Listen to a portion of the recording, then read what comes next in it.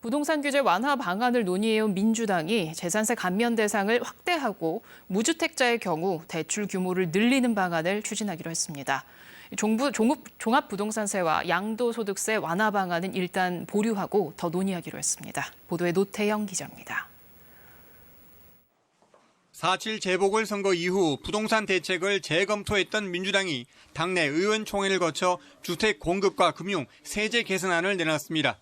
우선 재산세 감면 대상을 늘리기로 했습니다.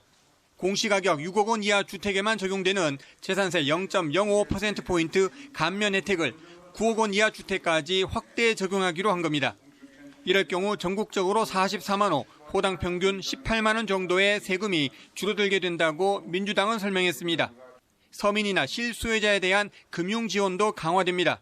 무주택 세대주나 생애 최초 주택 구입자의 경우 LTV 주택담보 인정 비율을 최대 20%포인트 올려주기로 했습니다.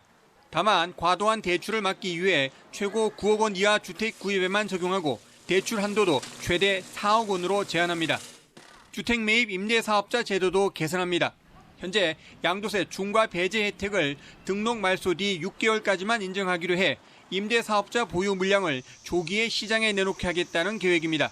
민주당은 이 경우 2022년까지 약 13만 호가 시장에 나올 것으로 내다봤습니다.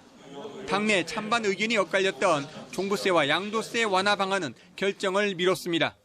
정부와의 의견 조정도 필요하기 때문에 앞으로 공청회 등 여론 수렴 과정을 거치고 또 전문가들 정부와 협의를 거쳐서 최종안을 6월 중에 마련하도록.